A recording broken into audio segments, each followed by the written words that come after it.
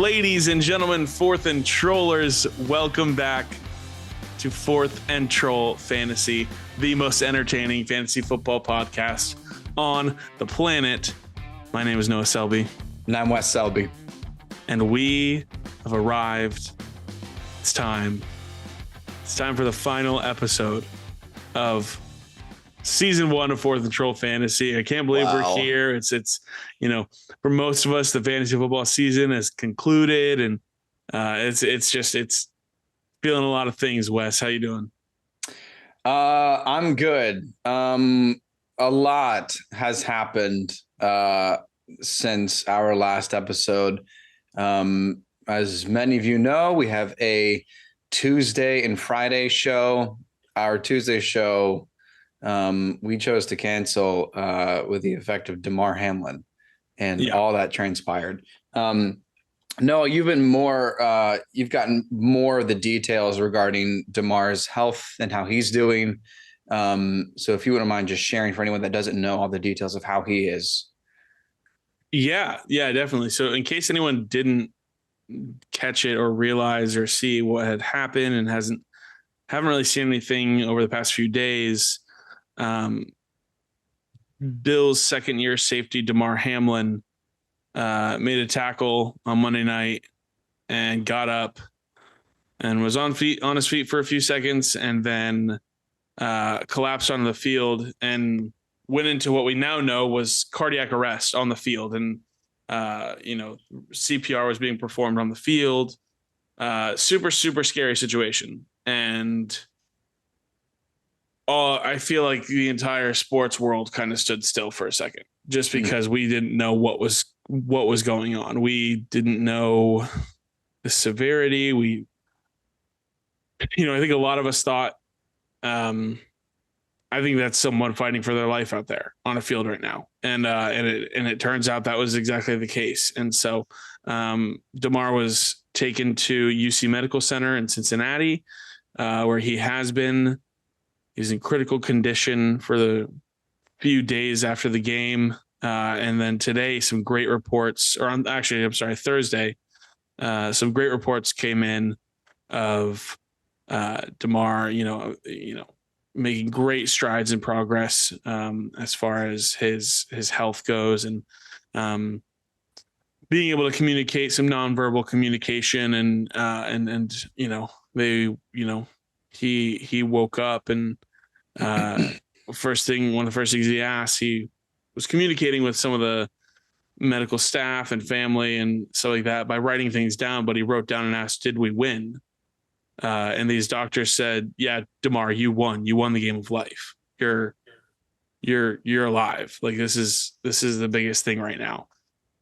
And so a lot of just emotions and thoughts and prayers and everything went out to Damar. And so for that reason, we didn't feel it was right to we didn't feel like anything else really mattered at that time of when we would have been putting out a Tuesday episode.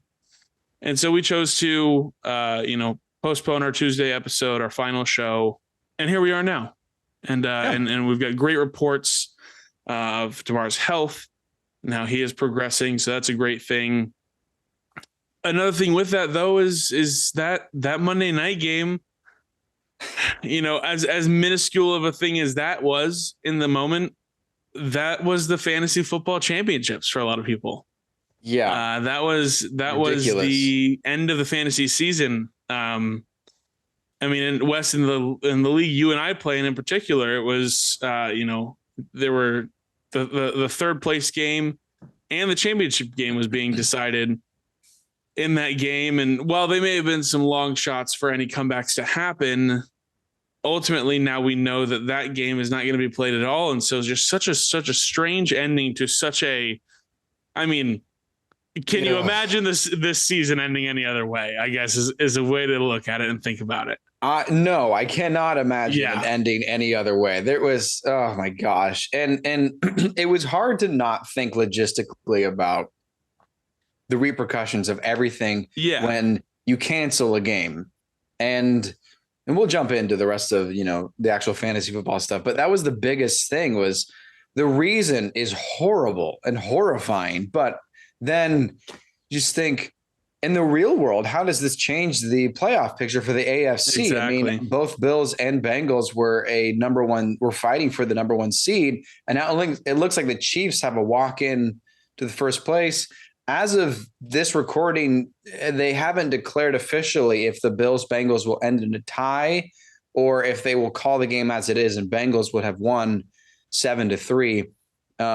It's insane. But as a lot of leagues have just had to do, they've just had to call the game, the fantasy matchups, the championship games. That's it. That's the game. That's a championship.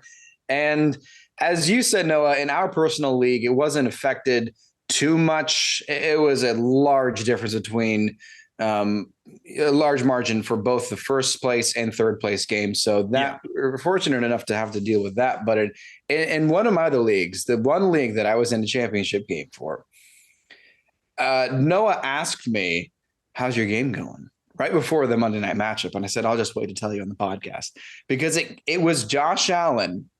I was finished. And Josh Allen needed to have 28 points to beat me. That can go either way, man. I mean, he can totally do that, but 28 points is still a lot to do. And then this all happens, and it was like, well, this is really a toss-up. And the commissioner chatted with both myself and the second place guy, and it was, hey, it is what it is. And I honestly feel bad because it was a money league. Yeah. I walked away with money that maybe was mine, maybe wasn't mine. And I'm the official champion of this league. There you go. And again, this was the league I got in by 1 point. Incredible. And I ended up as the champion for some fluke circumstances. But, at least it's nice for the listeners and the fans to know that there are champions from this year. Exactly. Yeah, there you go. I'll do it for the Fourth and Trollers. So you got it. Cheers. This is for the Trollers. Guys. Cheers, guys. It's been a wild ending to what has been a crazy year of fantasy football, and I don't think there is any other way we could, no one could imagine to finish it out this way, but it's how it went down. So, like we said, this is our final show of the season before we return sometime this summer. We're going to be making this last episode the best one yet. We've got all of week 17 to go over from the championship round, because there were still some big performances in week 17 that did a lot for some people if they ended up playing these people. And we're just going to look at those people who helped us out a lot and then get sad as we look at the ones who let us down. Some playoff heroes, some playoff zeros, some people who lost us some money, some people who won us some money. You never know. And then we're going to do just a little bit of a year review, sort of. We're going to go back. We're going to look at how we ranked some of these players coming into the season at each position. We're going to, at the beginning of the season, we give our best values and our biggest busts. Mark my words, we did a lot of that throughout the season. We're gonna go back through some of those to see kind of how we did there, and then it's never too early for a little bit of 2023 fantasy football preview. Never why too not? Early. Why not? Feels weird to not jump into a news segment right now, Wes. Yeah, I'm very confused. But we're gonna skip it right now. It's crazy. Yeah, we're gonna skip it. We're gonna jump into playoff heroes and zeros, some hyped up and let down. You guys, remember when I told you beginning of the season? Remember what I said?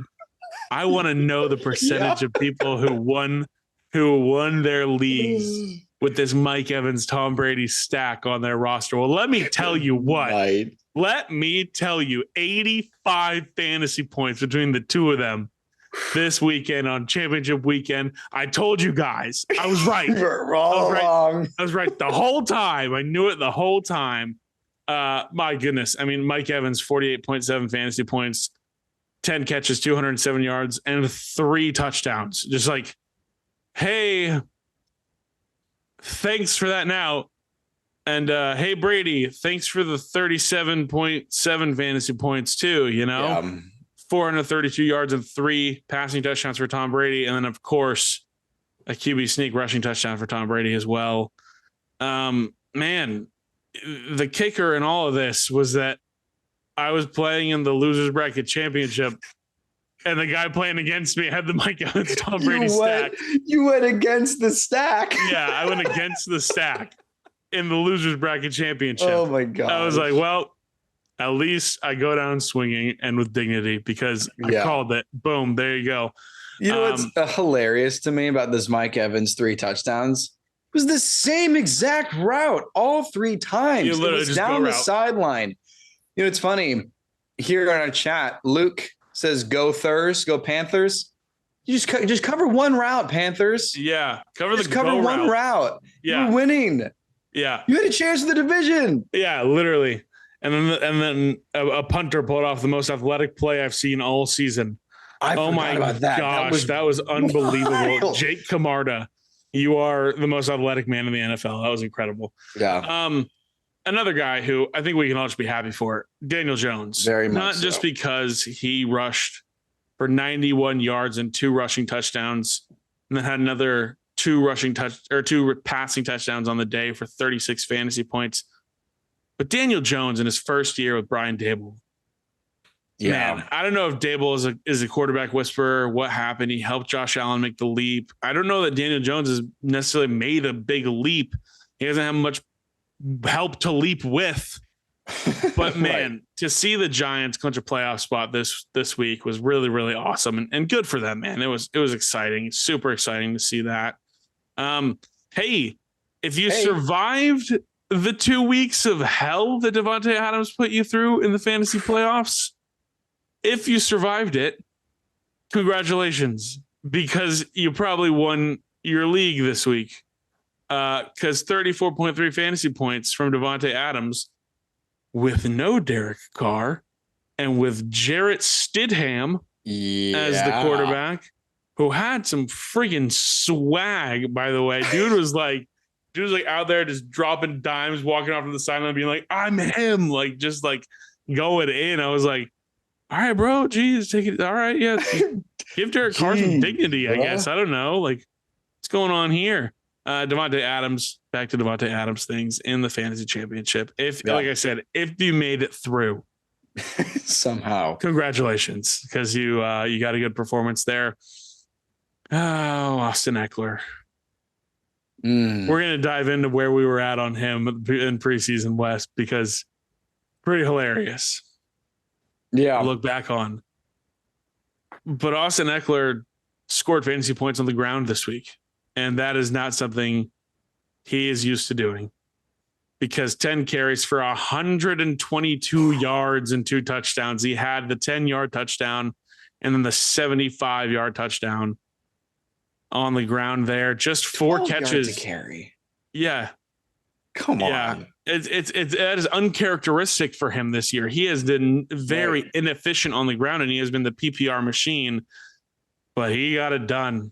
He got it done on the ground in big part to that long touchdown run. But, a 10-yard touchdown, a 70-yard touchdown, whatever it was, Austin Eckler just doing Austin Eckler things in the fantasy championship. If you have Austin Eckler on your team, odds are you're probably playing for a championship this week.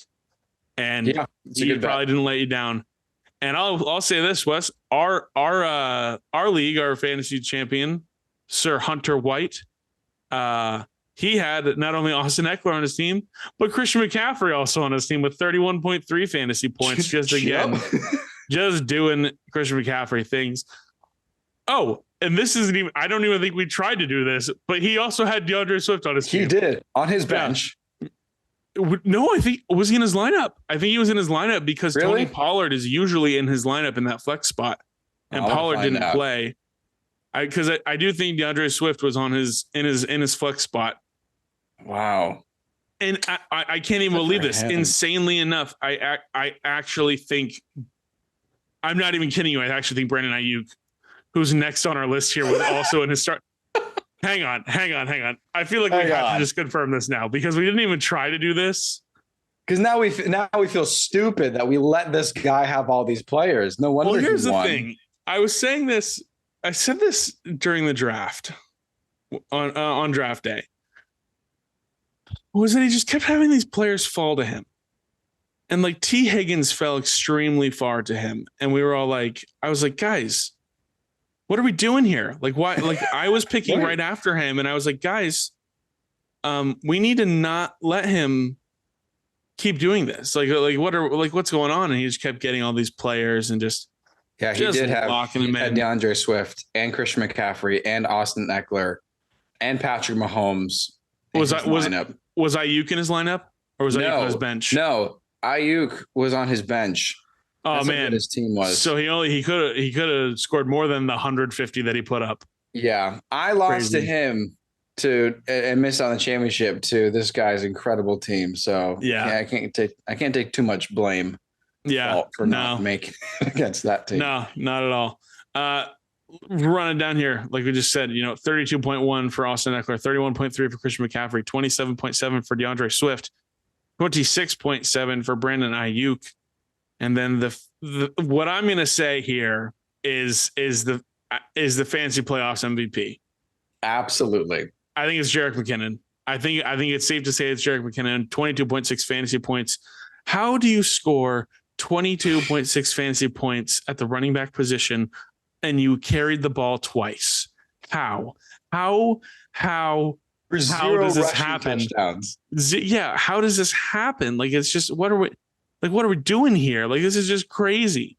Great call, Wes, by you at the start of the fantasy playoffs, because he was the guy that you said, it's worth rostering him. And I was like, yeah, I don't know. Like, yeah, we'll see. And then it was like, oh man, I really wish I rostered him, because that would have been fantastic for me to have him on my roster. I won my championship because McKinnon carried me to the championship and got me the bag. This guy. And then it's just jumping ahead. I mean, like, do you even draft him? That's what I was about to say. Like, where is Jerick McKinnon being drafted next year?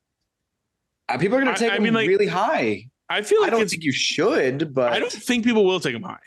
You don't think so? I feel like he's going to be in like that running back dead zone, and you could probably grab him as your RB3 or something like that. And I think Jerick McKinnon is my RB3 if they're going to keep using him that way. I said to you, anything to Jerick McKinnon is what was the Kansas City Chiefs shovel pass to Travis Kelce. Like that, that's what they're doing now. Is like, that's how that evens out. Maybe defenses will figure it out next year. Maybe they won't. Who knows? Let's be sad though, because oh boy, a lot of people on this list, man. My goodness. Wide receiver 1 on the season, Justin Jefferson. Remember when he went crazy against the Packers and we were like, oh my gosh, he's incredible. And he was incredible all year. Mm-hmm. But Jair Alexander called it a fluke. He said, not going to happen again against me. Yeah. Okay. You did it. Point taken. You got it. Yeah, there you go. I remember I was watching this game and I was like, a great pass breakup by Jair Alexander on 2nd and 10 in the first quarter. And Jair Alexander hit the gritty on Justin Jefferson. Yeah, he did. On a pass breakup in the first quarter. And I was like, buddy, don't do that. I was like, what are you doing? I was like, this is not going to end well for you. My goodness, he got the best of him, because 2.5 fantasy points for Justin Jefferson in the fantasy championship. I think Jair Alexander. One catch. One catch. I think Jair Alexander ended people's chance to win a championship. Yeah. Single-handedly. Yeah. No, truthfully, yeah. It really did end up that way.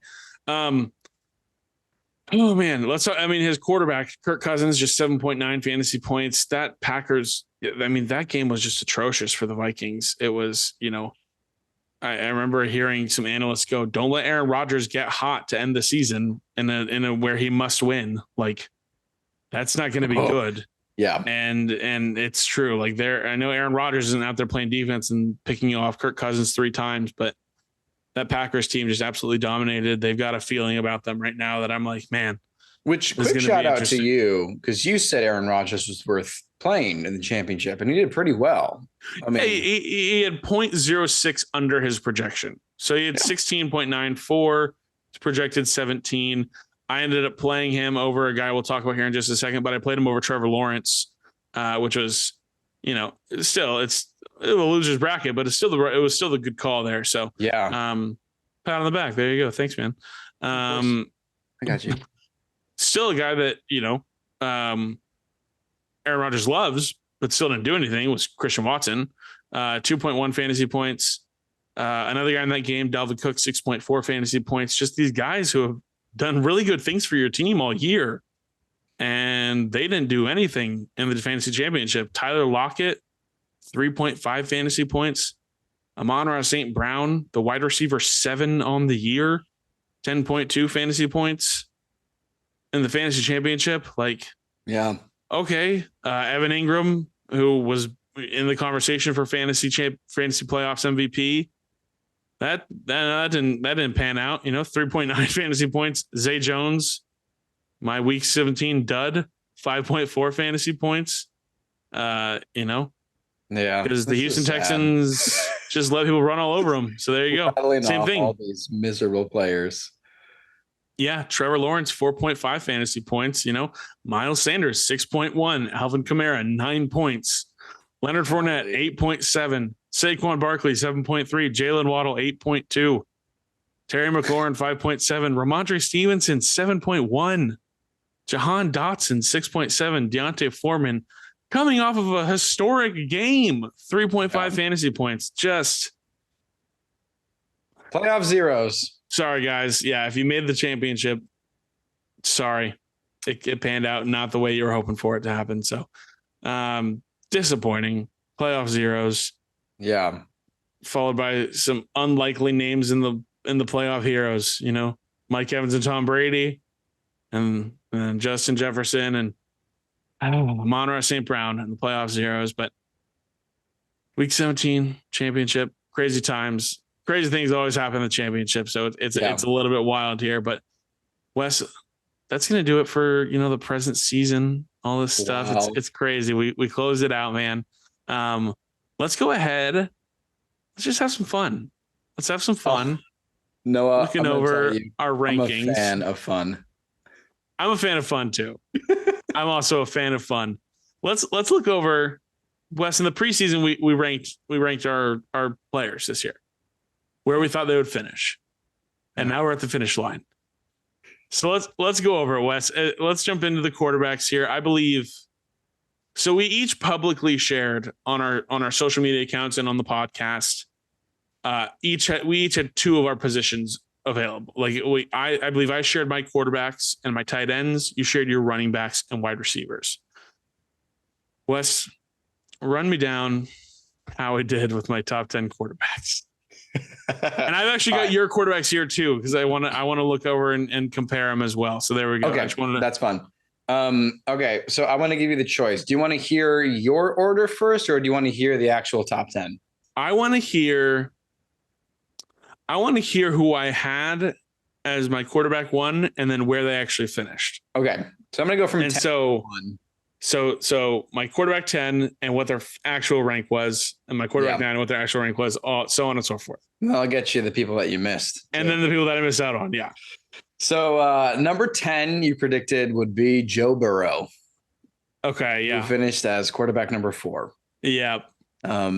Which, I mean, did you have a reason why you thought Burrow would fall below the top 5? I didn't think he was consistent enough last year.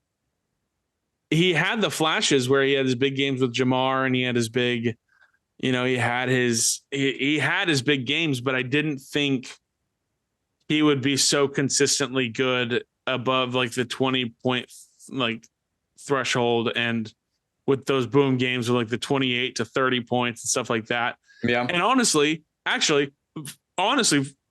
full transparency, Zach Taylor switched up his coaching strategy this year. He used to be very conservative.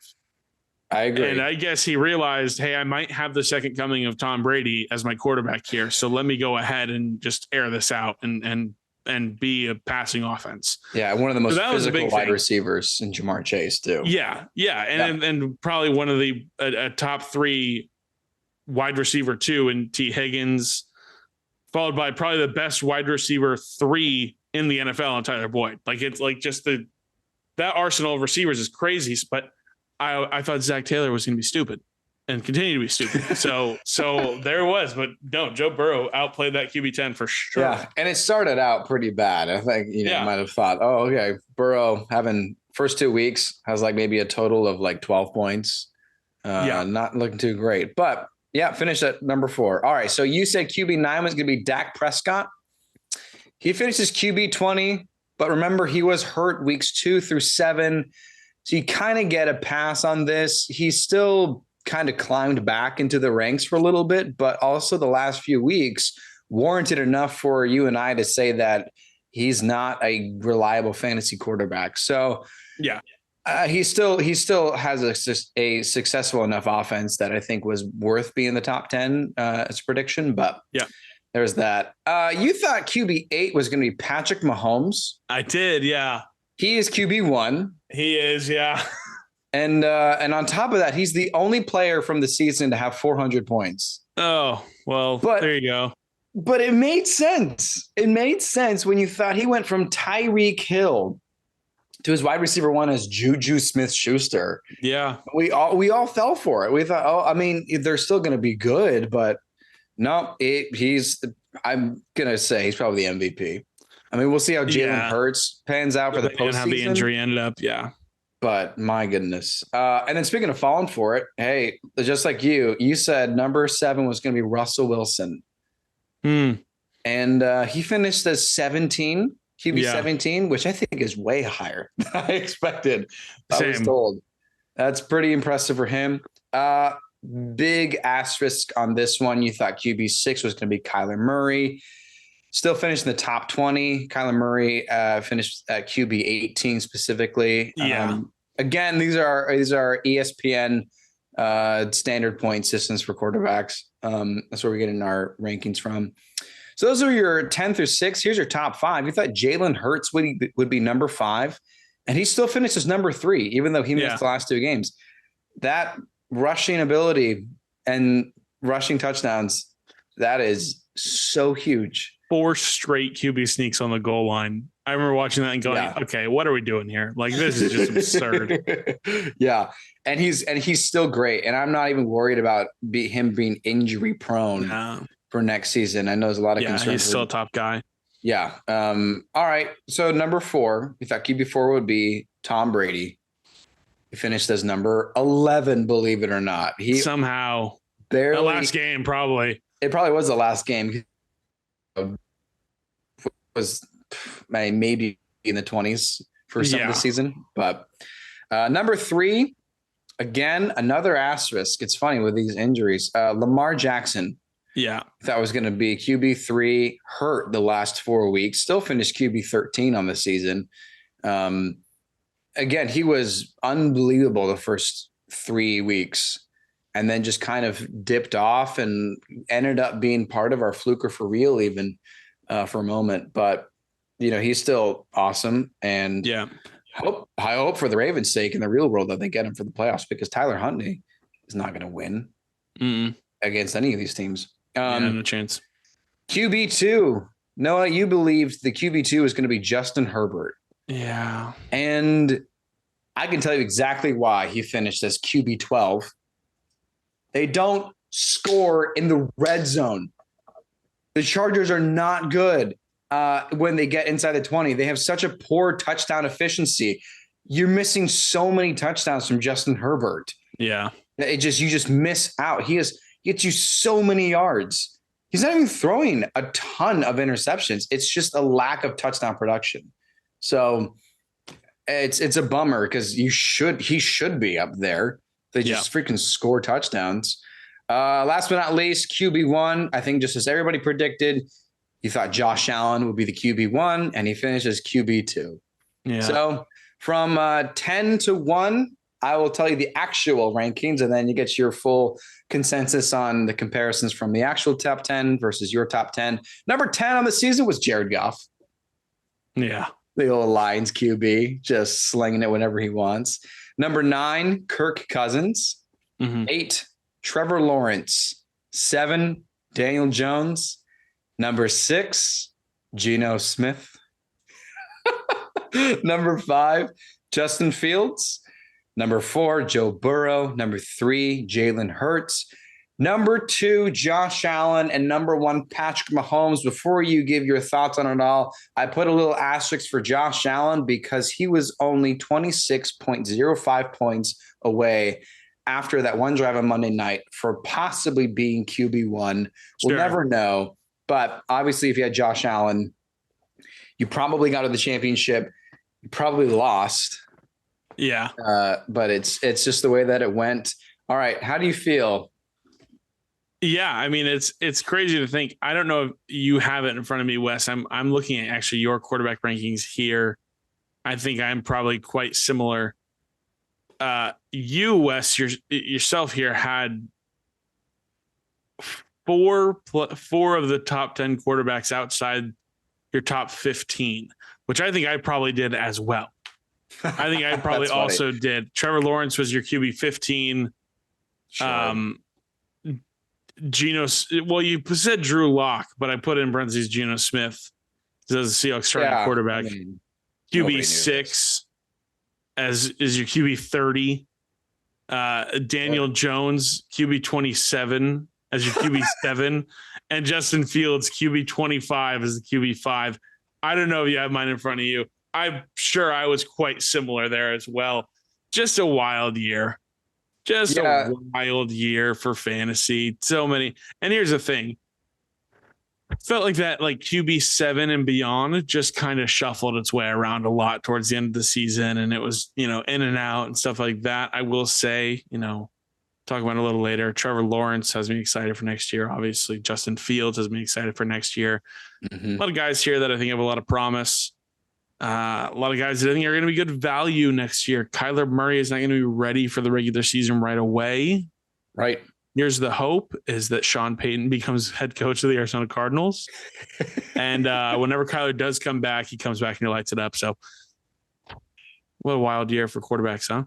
Yeah. And I got your list in front of me. You had Justin Fields as QB 22. Oh, great. Uh-huh. I think we've learned our lesson. Yeah. Rushing quarterbacks, scrambling quarterbacks, mobile QBs are just top 10 regardless. That's just where they're going to rank. Yeah. But like you, honestly, I'm very excited for Justin Fields. I'm very, very excited for Trevor Lawrence. Yeah. I think Trevor Lawrence he could end up being the best value for next season because you want to keep taking the top 5 QBs from this season. Right. Move forward. But yeah, I think this is fantastic. Yep. Wes, let's go through running backs. Are you ready? Nope. Okay. All right. There's some asterisks next to some of these here. I'll do the same format here for you. Yeah.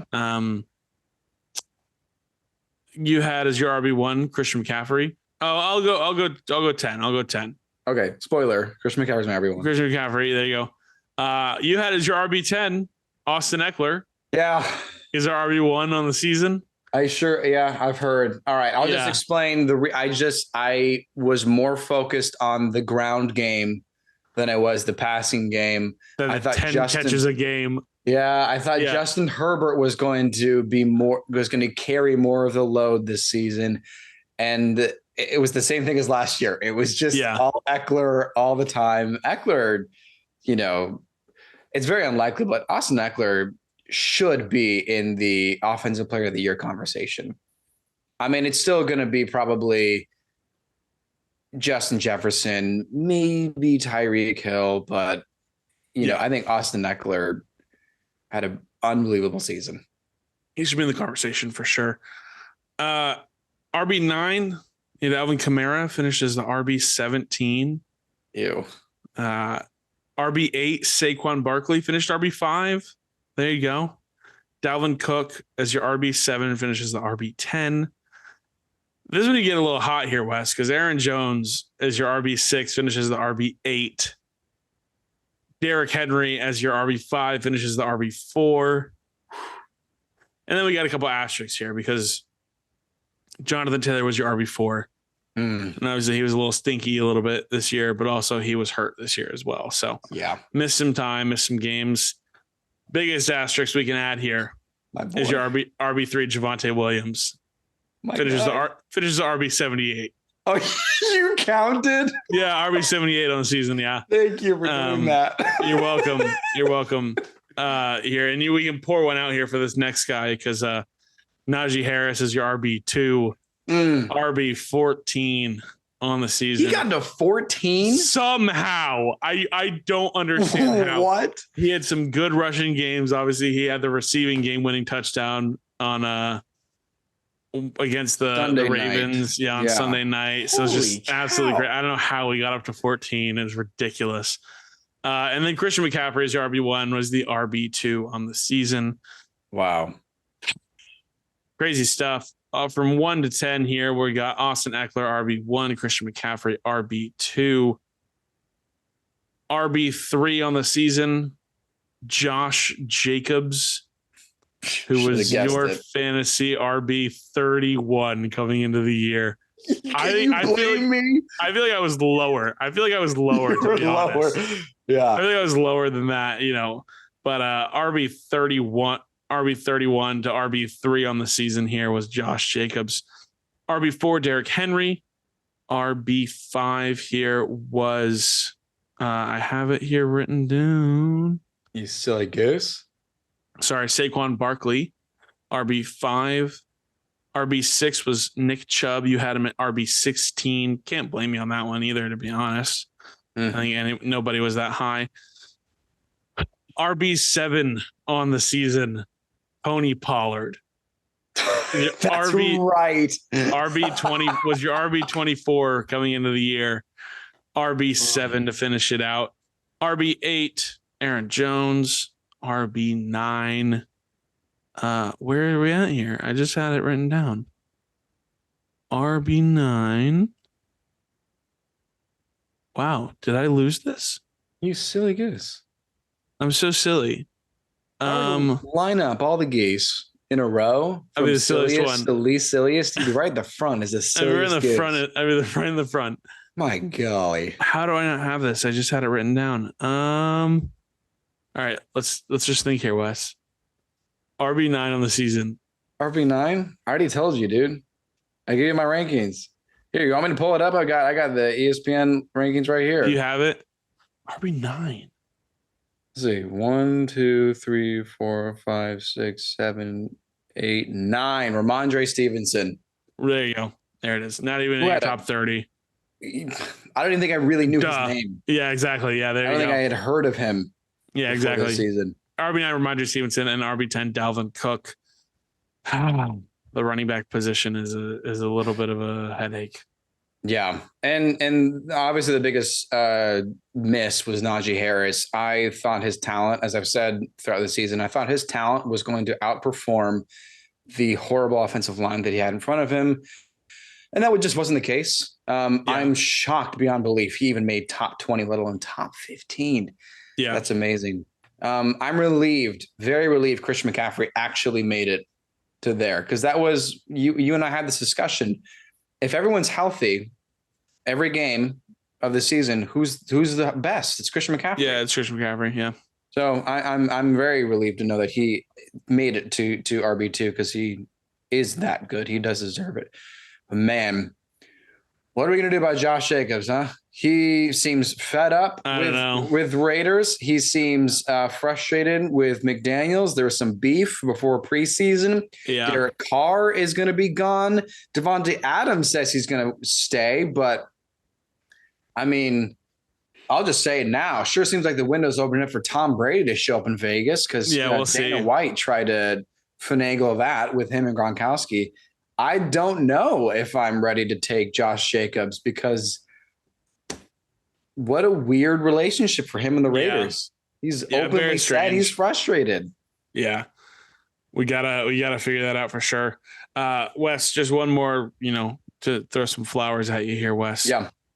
Your RB12 coming into the season was Joe Mixon, and he finished the RB12. Way to go, man. Oh, that's sweet. Never been wrong, baby. Never been wrong. Never been wrong. Thanks for showing that. I'll share a couple of these, some of your running back rankings, and then we'll jump into your tight ends here. This is fun, man. We actually made a lot of fun doing our rankings here. You had Christian McCaffrey's number 1, Jonathan Taylor number 2, Derrick Henry 3, Dalvin Cook 4, Joe Mixon 5. James Conner, number 7. And that Ugh. was, if you take these last couple of weeks, James Dude, Conner he was so good. He was the RB6 from the time he returned from injury to the end of the year. It was just like, why did we wait to start using him like this? Oh, it was so frustrating because I definitely was like waiting on that all year. You really And want Kingsbury out. Here's the thing. When I said it was time to move on from Brady, and I did that, the trade that I made was James Conner and Tom Brady for Kyler Murray.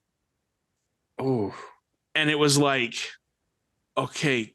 And that was right when Connor was coming back into starting back to play again. And his first game back, he only had like 8 points. But then after that, it was like, dude, he just kept scoring. He kept catching the ball. He kept running really well. It was just so maybe James Conner's a little sleeper next year. Who knows? But it was, man, yeah, I was so excited for James Conner coming into the year and just to see what happened afterwards after he came back from his injury made me a little excited, but we're going to have to wait and see.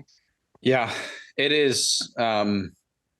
It is the hope that with his touchdown dependency that they actually utilize him because sure he got hurt, but I mean, the offense looks better. I know DeAndre Hopkins is there, but offense looks so much better.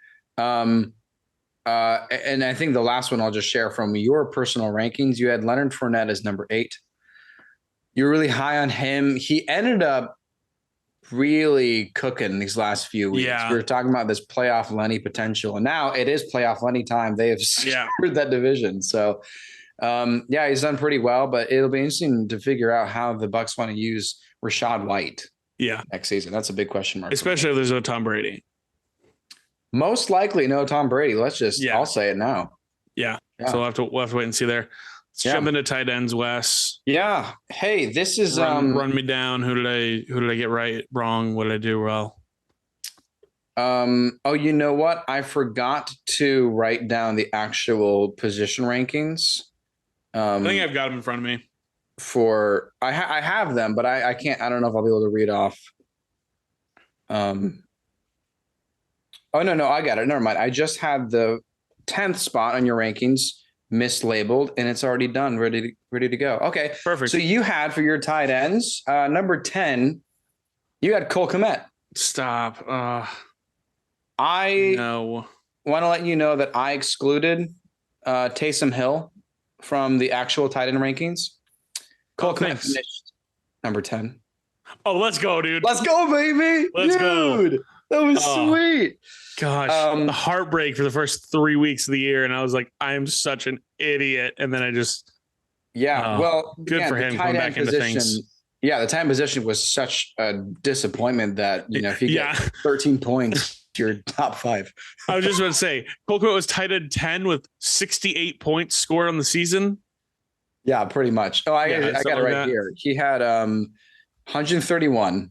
Okay, all right, cool. Yeah, and it's a 15-point difference between him and 6th total. Okay, yeah. So there you go. That being said, number 9, you said Dallas Goedert. I think he would have been even higher. He finished as tight end 12 on the season, but he missed 5 weeks. And I even did a little bit of the math. He averaged the 5th most points of all tight ends. Yeah. So he was a stud, and his absence was certainly felt. Number 8, you said it was Zach Ertz. And I didn't even check. I thought it was hilarious that you actually wanted to see where Javonte Williams finished, but I didn't even check for Zach Ertz because it was like, he played like 4 weeks and that was it. Yeah, that was it. Number 7, you thought it was going to be TJ Hawkinson. He ended up being tight end 2. Tight end 2, man. Pretty sweet. And it really was kind of the last 5 weeks. Yeah. He had that big game with Detroit, and then he had another really big game with Minnesota. Yeah. It's fantastic. Number 6, you thought the tight end would be Darren Waller. Huge asterisk on this one. Yeah. Finished tight end 30, missed 10 weeks. I mean, I even scrolled down because he did show up high enough because, again, this tight end position was a graveyard. He ended up being not too far from, the first few positions I was looking at.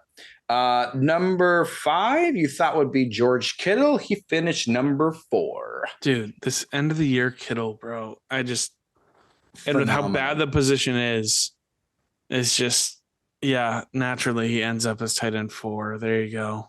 Yeah, he didn't even play the first 2 weeks of the season. Yeah. Balled out. Number 4, you thought was going to be Kyle Pitts. He finished as screw you, Noah. Yeah.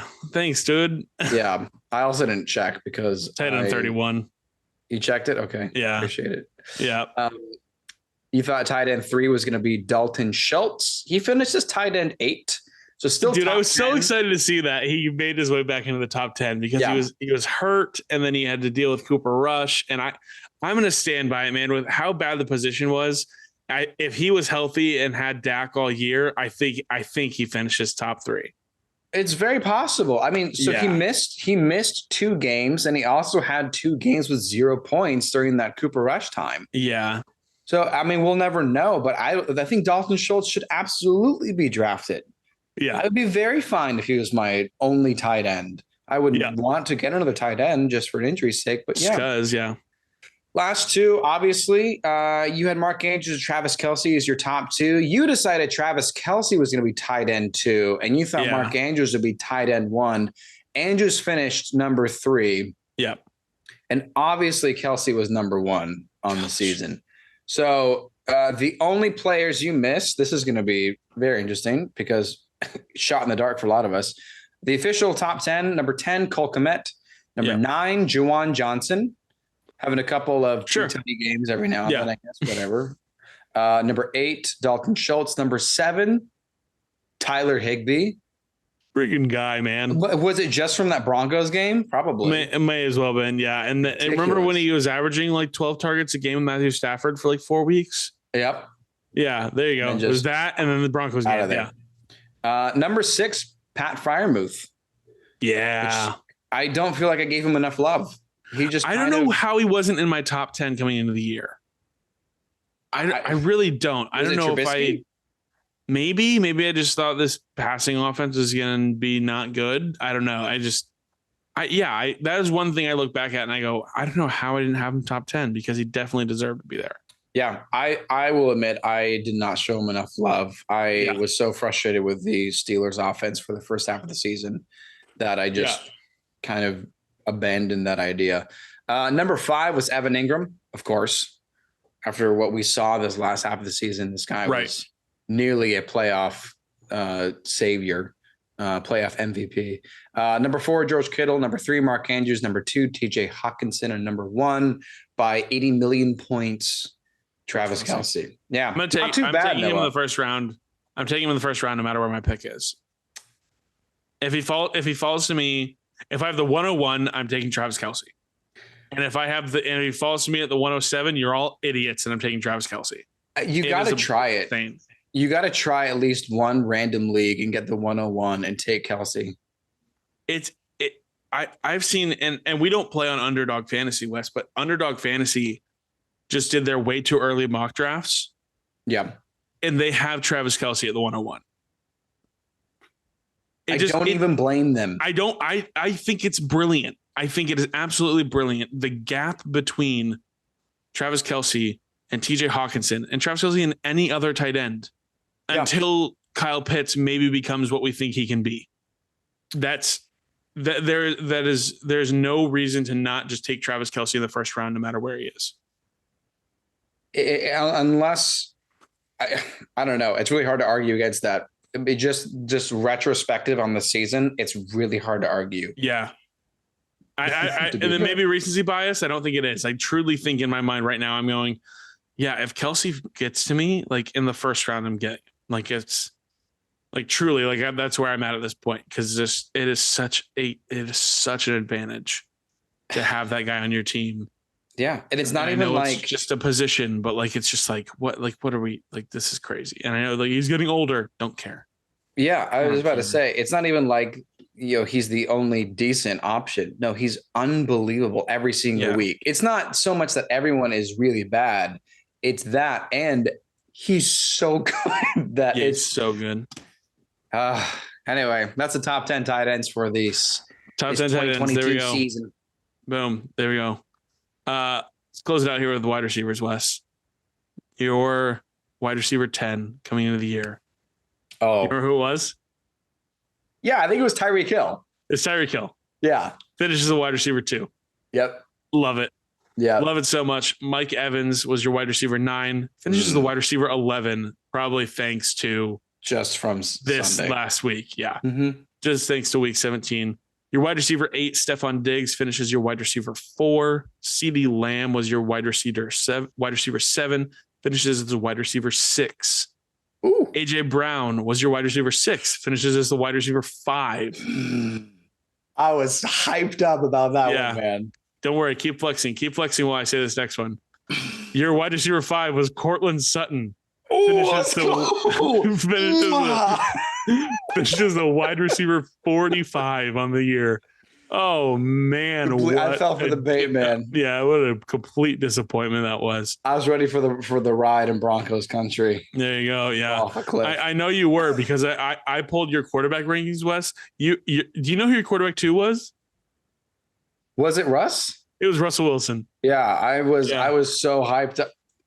We all were. Broncos country, let's ride. Exactly. Amazing. We all bought in. Yeah. Hilarious. Your wide receiver 4 was Devontae Adams, finishes the wide receiver 3. A couple of asterisks here because Cooper Kupp was your wide receiver 3, gets hurt, Yeah.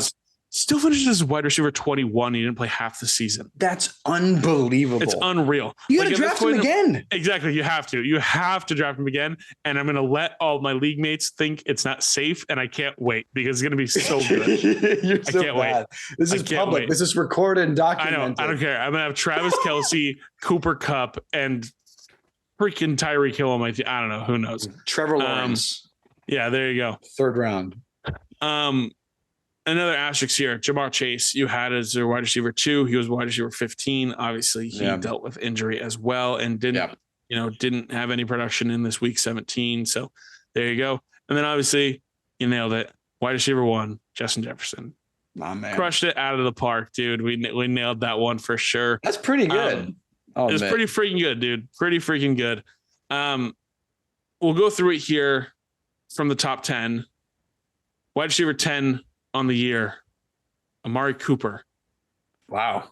Was your wide receiver 25 coming into the season here. Wide receiver 8, obviously we have this in our top little bit here. Was Jalen Waddle. Sorry, I didn't even say wide receiver 9, my bad. Wide receiver 9 on the season here. How do I not have I wrote all these down. I am the silliest of gooses You're right the now. silliest goose that has ever walked. I am the silliest goose. Do you still have that list pulled up, Wes? I'm so sorry. Oh, no, you're good. You're looking at wide receiver 9 on the season? Yeah. 1, 2, 3, 4, 5, 6, 7, 8. Devonta Smith. Incredible, by the way. Incredible that he is one of the best. Yeah. Him, Jalen Waddle, and T. Higgins are in the league of their own when it comes to fantasy football and being wide receiver 2s. They're so freaking good, dude. Yeah. They are a little boom or bust. I will throw that out there. A little bit, but it's you ride out with those guys. They're those guys where it's like, okay, you drafted him, he's going to be in your lineup. There are going to be some weeks that he gets you 6 points. It's going to be a bummer. There's some weeks that he's going to get you 36 points, and that's going to be awesome. So there you go. Wide receiver 10, Amari Cooper. Wide receiver 9, Devontae Smith. Wide receiver 8, we have here as Jalen Waddle. It's your wide receiver 13. He finishes the wide receiver 8 on the season. And then wide receiver 7, Amon-Ra St. Brown, a guy that you and I both had outside our top 35 at the end of the year. How dare we? How dare we? He was your wide receiver 39 coming into the year. And I think we both just bought the bait that it was like he was only productive when DeAndre Swift and TJ Hawkinson were out. He's not going to do that again. Yeah, that is why. Whatever. It's not going to happen again. Yada, yada, whatever. There you go. He proved us wrong there. Wide receiver 6, CeeDee Lamb. Wide receiver 5, AJ Brown. Wide receiver 4, Stephon Diggs. Wide receiver 3, Devontae Adams. Wide receiver 2, Tyreek Hill. And wide receiver 1, Justin Jefferson. What a year. What a year in fantasy football, Wes. It I'm surprised how accurate that turned out to be. Not because I'm trying to, oh, how cool I am. Look at that. But I'm actually surprised that that was reliable. We actually had a pretty consistent. We already knew. We just pulled from the information from last season and said we'll do it again, and they did. They pretty much did. Yeah, wide receivers we kind of nailed them, kind of knocked them out of the park there. Those are rankings, guys. Real quick, thanks for hanging out. We're having so much fun here in our last episode of the season. It's a great time here. Just getting to look back on the whole season, everything like that. Super fun time. Let's jump in here, though. We picked our best values and busts for the season, Wes. Yeah. And so I'll say to you, I'll let you go ahead here, Wes. And you're going to read back mine, correct? First, I can. Yeah. And absolutely. I'll read back yours. Cool. Yeah. Yeah, okay, that sounds fantastic. All right. So just for clarity, for anyone who didn't join us in our early episodes before the season began, best value was what we believed from the draft picks, the ADP going into the season, who we thought was going to be obviously the best value later in the draft that would give you as very similar production to people that you would take much earlier in the draft. And biggest busts, of course, is self-explanatory.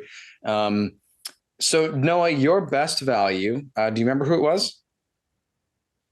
I think it was Kirk Cousins. That's correct. It was Kirk Cousins. Yeah. Well, as we talked about earlier, he was QB9 on the season. Yeah, that'll tie into your mark my words at some point. We'll talk about it in just a sec. But yeah, I know. Yeah, we crushed it out of the park there. There we go. QB9. Look, he was like a 10th round QB, if I remember right. I mean, he was a low draft pick.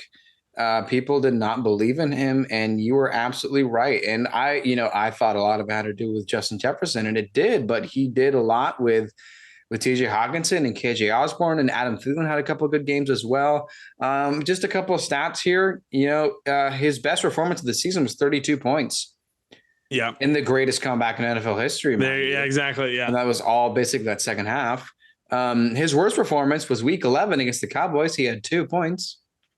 So you got bit on about 3 weeks from Kirk Cousins that were single digits, but the rest of it, he was riding high. I mean, 17.4 points per game.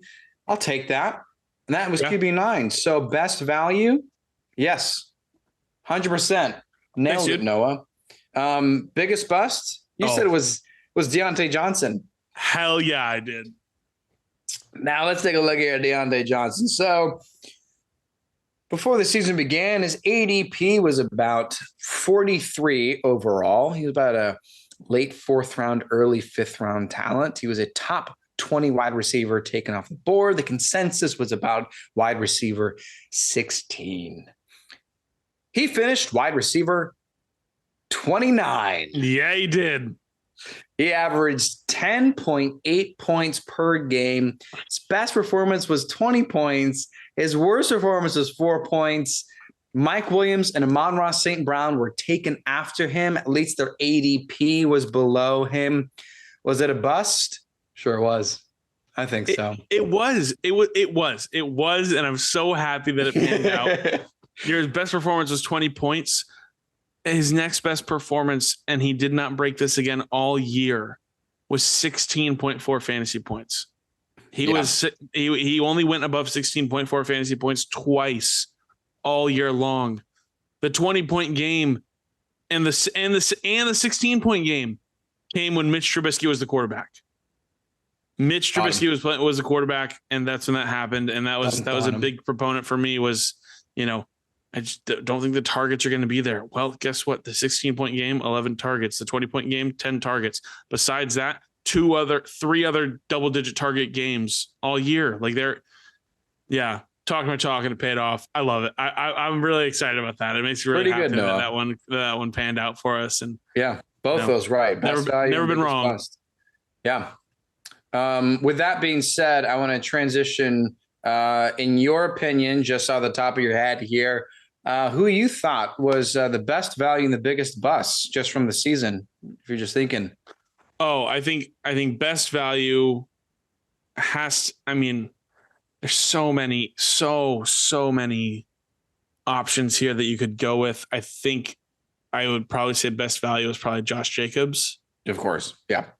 With where he's taken like the 8th round or something like that. Like he was in the RB, he was high in the RB dead zone, RB3 on the year, just absolutely crazy. And then biggest bust, you could say a lot. I think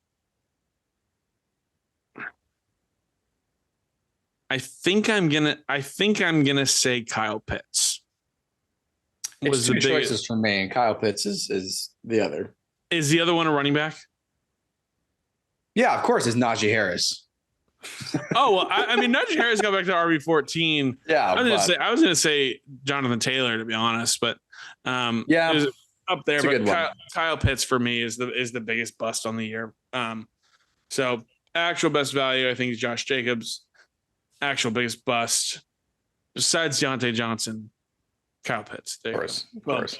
But yeah, Wes, do you remember who your best value was? Yeah, and it's completely moot by now. My best value was Elijah Mitchell. Yeah, it was. Yeah, at the time was the starting running back for the San Francisco 49ers. Yeah, he dealt with all the injuries. Listen, when he played, he looked good. When he played, he looked good, but dealt with injuries. He only played like 3 games the whole year. So definitely a bummer there. Wes, do you remember who your biggest bust was? Oh, yeah. I try to pinpoint the exact final tally for one DK Metcalf. Yeah, you did. And I'll jumble these together here because you said, and this was a mark my words when we were doing our values and busts, was you said, mark my words, DK Metcalf will finish with less than 200 points and finish worse than wide receiver 25 on the season. Okay. And now before you say that, my reason was because of wide receivers that receive contracts for multiple years with the same team have a much larger, have like a 70% chance to do worse. And they do like 20 something percent worse. I don't remember all the numbers, but that was my reasoning. It wasn't just a random shot in the dark. That, and we thought the Seahawks were going to suck. And we also thought the Seahawks were going to be abysmal. That too. Yeah. We thought the Seahawks weren't going to win a game. So that was also that too. Right. But DK Metcalf finished the season with 219.8 fantasy points. He finished the year as the wide receiver 15. Oh, he was right there. He was missed the mark on the right there within reach with probably one game, but DK, maybe if he had to take some more cart rides to the locker room for some poop breaks. Yeah, he needed to use the restroom a little more. 25. Or maybe if Pete Carroll was such a fantastic coach. Yeah, there you go. That could have helped me out with my prediction. They could have helped as well. Yeah. Yeah, I was very impressed, especially in the middle of the season with DK Metcalf. I was like, oh my gosh, there's no way he's going to be a bust. It was crazy. He's doing so good. Actual best value and bust. Who was it? Well, for me, I still think it is Najee Harris. I know he finishes running back 14 on the season, but it's just so difficult to get past like the first 8 games. Yeah. Where it was like, oh my gosh, this Najee Harris is abysmal. And the Steelers look atrocious. And I think also thinking more about how that impacted people, I think people's records were spoiled and ruined from they just couldn't catch up. Imagine someone like me who drafted Najee Harris, Jamar Chase, and Kyle Pitts as my first 3 in one league. I wanted to do something that I did not do for any other league. And that's why I made playoffs in all the other leagues. There you go. Yeah, there you go. Trust my gut more. But I still think it's Najee Harris. Just a complete disappointment. And it was just too late at the end of the season. Best value, obviously it's Josh Jacobs, but I'm going to throw out Travis Etienne as well. Sure. That ended up being a fantastic benefit for those that held on to him with a confusing start with James Robinson, who was RB1 after 3 weeks. Yeah. And then it started to look like the tide was shifting for Etienne, and they trade Robinson, and Etienne was having a very consistent, strong outing week after week after week. I don't know where he finished. I can probably pull it up here. RB 17. Yeah. That's falling behind from the first, 6-ish games. But yeah, I think Etienne was a great pickup for people that got him way late. I remember it was funny because I was desperately wanting him in the draft, and you gifted him to me. No, I don't mean to call you out, but I did. Torn between Brandon Cooks and Travis Etienne, and I made the right pick on that one, huh? You took the former, yeah. Yeah, so. I did. Yeah, nailed that. Knocked it out of the park. Never been wrong. Never been wrong. One last thing we'll do here, Wes, just before we get to the end here. Yeah. We're going to go over Mark My Words. We did this at the beginning of the season, or we did this at the middle of the season. Yep. So we'll go over here. Some of the Mark My Words here, Wes. Some of your Mark My Words throughout the season. You said, Mark My Words, Kirk Cousins and Tua Tagovailoa will finish as top 10 quarterbacks. Kirk Cousins was QB9 and Tua Tagovailoa missed 4 games this season. And it was the QB 14, I think. I believe he ended up as 13 or 14, something like 13 or 14. I think he probably lands in the top 10 if he stayed healthy all year. And just to toot my own horn, dude, my reasoning for each of them is spot on in the end. Yeah. The reason I thought Kirk Cousins was going to finish top 10 is because the wide receiver 1, their quarterback on average finishes in the top 10. And quarterbacks that have multiple wide receivers in the top 15 also finish as a top 10. Jalen Waddle, Tyreek Hill, there it is. 8 and I think they're the only team, maybe Tyler Lockett and DK Metcalf, I'm not sure, but that finished in the top 15. And Tua missed the mark. Wildly enough. Sorry, I had to cut you off. No, that was wildly enough. Okay, so Jalen Waddle and Tyreek Hill. And then we had Tyler Lockett and DK Metcalf. Yep. And then we had T. Higgins and Jamar Chase. And then we had Devontae Smith and A.J. Brown. Wow. Yeah, 8 of the top 15 wide receivers this season came from the same team. Wow. Isn't that insane? That's incredible. Isn't that absolutely crazy? It's like, whoa, what are we doing here? Like it's 8 of the top 15. Wow. Half of the top 15 wide receivers came from the same team. I know people freak out about like you don't want to have like the same skill player from the same team. I'll roster Jalen Waddle and Tyreek Hill next year, man. That's pretty wicked great matchup there. So I give myself a check. It doesn't have to be official. I give myself a check. No, yeah, you crushed it. Yeah, we just talked about DK Metcalf. Obviously, missed the mark a little bit on that one there. Yeah. We've got some more like weekly ones. Do you want to go over those, or should we just look at more season long stuff? Do the weekly one. Just a yes or no. You said, Mark My Words, Ezekiel Elliott will not score a touchdown in week 1. You were correct. He did not. That's right. Yeah. Wow. You said, and this was after like 2 or 3 weeks. You said, Mark My Words, Amon-Ra St. Brown will be a 2nd round pick in fantasy next year. I think it's looking like it, man. It could very well be. I think it's looking like it. Wow. Yeah, I think it's looking like it. At one point, you said, Mark My Words, Terry McLaurin will be a top 10 wide receiver 5 more times with Taylor Heineke under center. That did not happen. I don't have the exact amount because Taylor Heineke was benched before they had the opportunity to reach that goal. So that did not end up happening there. Wow. And then your last one here you had, Wes, was Keenan Allen will outperform his 16-point projection for week 15. You were correct. He hit 21.4 fantasy points in week 15. Boom. Mark these words, baby. Yeah, not too bad. 1.5 were incorrect. Yeah. That's pretty good. That's pretty Not good. Bad, dude. Not bad. Yeah. Wow. I should mark my words more often. Might help us out here. Here are your Mark My Words, Noah. First one is going to be a little sad because you said, as you remember, your first Mark My Words was Mike Evans is a league winner. And that did not pan out. Maybe he was a championship winner. Hey, if you had to have a fill-in and it was Mike Evans on the championship weekend, you never know. Maybe it happened. He finished wide receiver 11. I'll give you that. We'll see, yeah. And it was from the 40 points. Yeah, 47-point game, but who knows? Whatever. Pretty incredible. This one is hilariously correct. You said, so this was in episode 9. All right. I know exactly which one this is. Yeah, you said Clyde Edwards-Helaire will only finish as a top 10 running back 5 more times. Yep. He did once. It was once. Yep. One more time, like the very next week. Yeah. It was, and this was, as you may remember, this was an actual conversation because he started out with like back-to-back 20-point games. He was like RB3 through 3 weeks. Yeah, this was at first the best value. And then everything changed. And of course he got, hurt, but then it was like, forget it. He's getting benched. Yeah. Number 3, this was pretty interesting. You said Ramondre Stevenson is a very specific one. Ramondre Stevenson would finish RB8 or better on week 6. And he finished RB2 that week. Boom. Pretty incredible. Nice specific prediction. That's helpful. You said Tom Brady would finish week 6 through 11 as a top 10 QB. And that didn't happen. Nope, it didn't.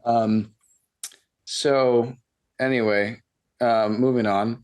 All right. Now the rest of these have been after the midway points. These are maybe new to you, at least new to our, new to the listeners if they didn't remember that episode. So you said that episode 18, you said Gus Edwards took J.K. Dobbins' job, which is awesome because Edwards got hurt in week 8 and returned in week 12. And then he never scored more than 10 points again. Meanwhile, J.K. Dobbins returned week 14 and immediately scored 18 points and then 13.8 points. Yeah. And then the last 2 weeks of the season, 5.9 and then 9.3. Fortunately, Gus Edwards did not take J.K. Dobbins' job in the absence. Last 2, he said, mark my words, Mike Evans will score less than 8 points in week 14. He scored 8.4. Oh. So it's technically not correct, but round down. I'm going to give you a pass because, wow, it was like spot on. It was against San Francisco. You're getting blown out.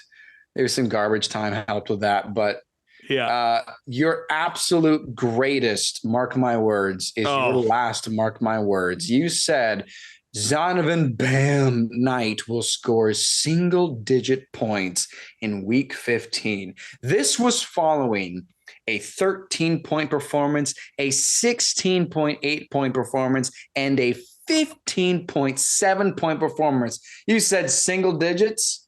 He got 2 points. 2 points. And then he had 2 more games after that.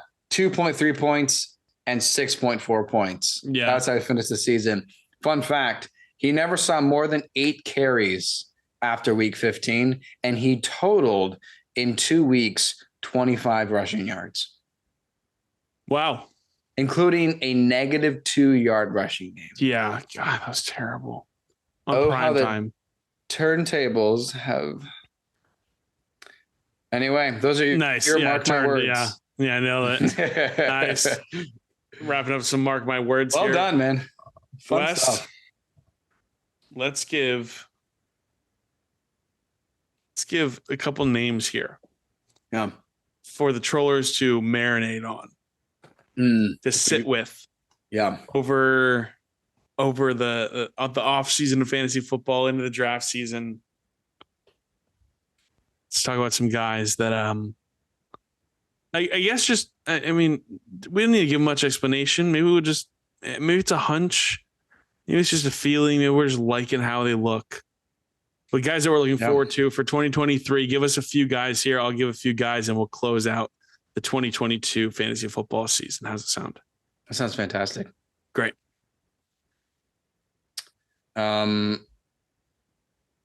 I don't have a specific amount that I'm going to choose. Okay. But there are a couple standout names. Yeah. That I'm very interested in. I've already talked about Trevor Lawrence. Yeah. I'm really liking Trevor Lawrence. I'm really liking Justin Fields a lot.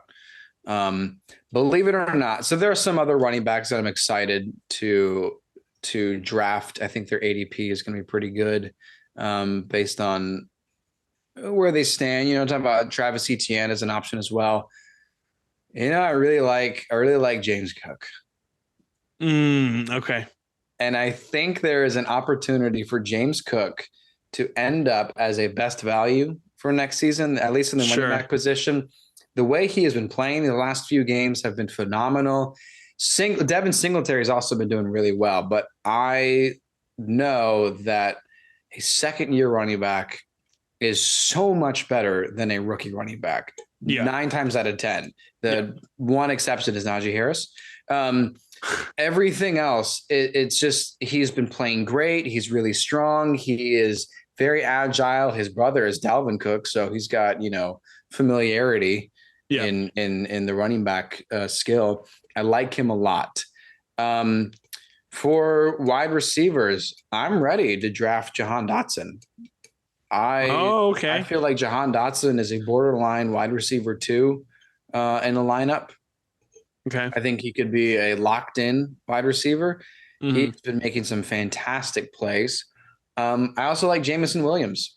I think an opportunity for him to. I literally was just talking about him to somebody today. Yeah. Yeah, I was. I think there's an opportunity. I know Amon-Ra St. Brown, I said, mark my words, that he could be a second round pick next year. I think those are both true. I think Amon-Ra can be great. And I think Jameson Williams could be the wide receiver too, because DJ Chark has done well. Yeah. But he can be passed by someone like Jameson Williams. Yeah.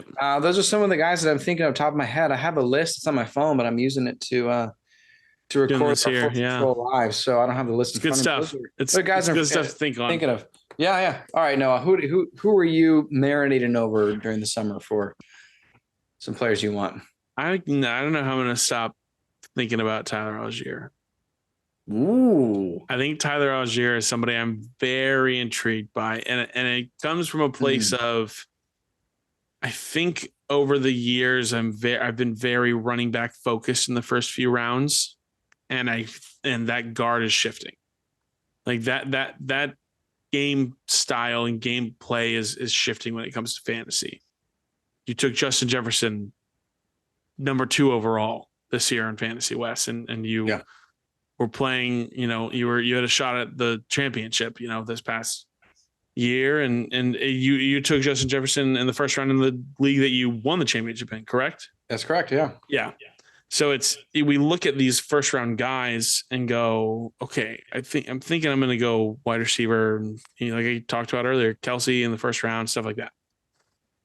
So it leads me to guys like Tyler Algier that I look at and I go, oh, you've just been like an absolute bell cow for this team over the past month.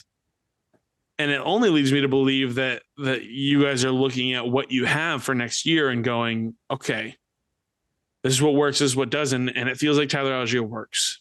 And it feels like Tyler Algier works for this team. And I'm excited about it. He makes me really excited. Somebody I'm super excited to draft and have on my teams next year. Another guy is, and we haven't even seen him this year. And we can thank Zay Jones for this, because I'm really excited about Calvin Ridley. I'm really, really excited about Calvin Ridley next year in fantasy. Just seeing what the X receiver on that team and Zay Jones has been able to do. It's an exciting time. If you are a Jacksonville Jaguars fan, if you are a fantasy football fan, if you are, whatever it is, Calvin Ridley seems like a guy that I want to have on my team for next year in fantasy as well. I'm going to give us a little bit of a rookie preview. Is that cool with you? Next year's rookie? Yes. He has not even been drafted to a team yet. But I'm excited about next year's rookie running back, Bijan Robinson, out of the University of Texas. He is a guy. He's a junior this year. He's been absolutely killing it. He's an Arizona guy. He is going to he's going to come into this league and absolutely make a difference. He is 6'0", 220 pounds. And no big deal. This past season at Texas, he rushed for 1,580 yards and 18 touchdowns in just about 1, 2, 3, 4, 5, 6, 7, 8, 9, 10, 11, 12, and 12 games. 1,580 yards and 18 touchdowns in 12 games, not to mention 243 of those yards and 4 of those 18 touchdowns coming in one game against Kansas. No big deal. Oh, or maybe just another 209 of those yards coming in a single game against Kansas State, or another 179 yards of those and 2 of those touchdowns coming in one game against Baylor. Oh, and then another 183 of those yards and 3 of those touchdowns coming against another one single game. He has explosiveness. He is one of the biggest names to come out of the draft this year at the running back position, and he's still being severely overlooked. And I'll be honest, I'm really hoping the Miami Dolphins are looking at him in the second round, because I think he would be awesome for the Miami Dolphins. Either way, he's a guy that I am looking forward to just in fantasy next year. There always is a rookie running back that finishes inside the top 15. This year, I don't think it actually happened. I think Travis Etienne finished 17. I don't think there was a rookie running back inside the top 15. For a while, I thought it was going to be Dameon Pearson, and that didn't happen. But yeah, all that being said, there's always a rookie running back that breaks out. And I think it could be Bijan Robinson. So that's a guy that I'm looking forward to as well in fantasy. Tyler Algier, Calvin Ridley, and Bijan Robinson coming into the NFL next season for sure. You remind me how much I want to draft Kenneth Walker when you talk about rookie running backs. I'm going to throw that name out there too. There you go. Yeah, Kenneth Walker is definitely take him. Yeah, Kenneth Walker is another guy that's just love that guy. Oh, Wes, can you believe it? No. We made it to the end of the season. It's crazy time. It's crazy. This has been an unbelievable season. It's been a ton of fun. We're honestly just so grateful for the support, the following that's been able to been built up just naturally as we've gone through this. And it's been so cool, and it's been such an exciting time. And so we are so very grateful for everything. And we can't wait to pick this back up in the summer and launch into another season of Fourth and Troll Fantasy as we go into the 2023 NFL season. Off the cuff here, Wes, who do you got for the Super Bowl? I'm going to pick Bengals, Eagles. Who wins? Bengals. I've got Bengals, Niners, and I've got Bengals winning as well. Wow. I think Joe Burrow is that dude. I think Joe Burrow is that dude for sure. Joe Burrow is that dude. He is that dude. Oh man, listen, that is going to be all the time we have for this episode. Wherever you're listening, we'd appreciate it if you give the episode 5 stars, write something funny in the review, and we will give you a shout out next season. We are on social media everywhere at Fourth and Troll, and on Facebook at Fourth and Troll Fantasy. Look for our mascot, Tuddy the Troll, and make him smile by giving us a follow and joining us next time, which will be next season, every Tuesday and Friday. I'm Noah Selby. And I'm Wes Selby. And this has been Fourth and Troll Fantasy.